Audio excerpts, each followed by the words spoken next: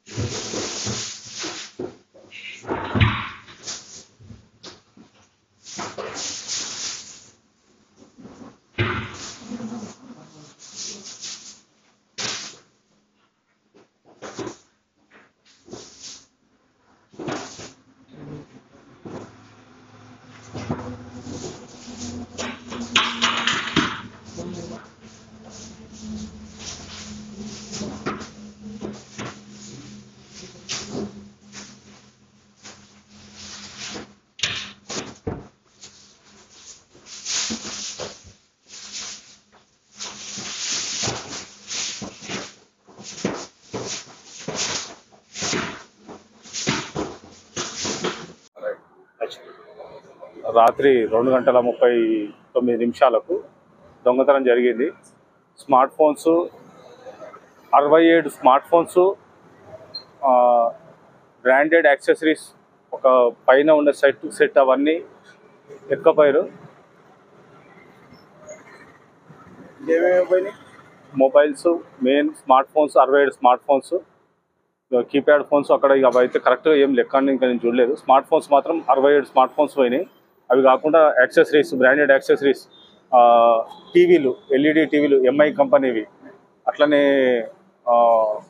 అవి home theatres branded home theatres ఉండే అవి కూడా ఎత్తుకపోయారు.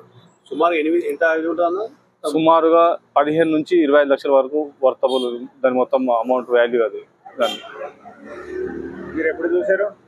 పొద్దున 7:30-8 గంటల నుంచి కాల్స్ వచ్చినాయి.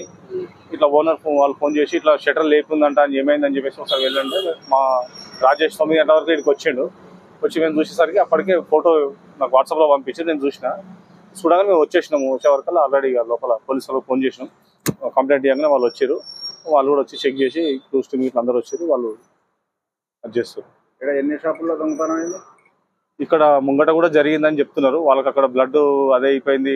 బ్లడ్ కూడా ఆయనకు పడింది. కూడా అక్కడ కట్ చేసినప్పుడు ఆయన బ్లడ్ ఉండి ఆ బ్లడ్ కూడా మళ్ళీ అదే పర్సన్ ఇక్కడనే మన షాప్లో కూడా ఆయన బ్లడ్ కూడా పడింది.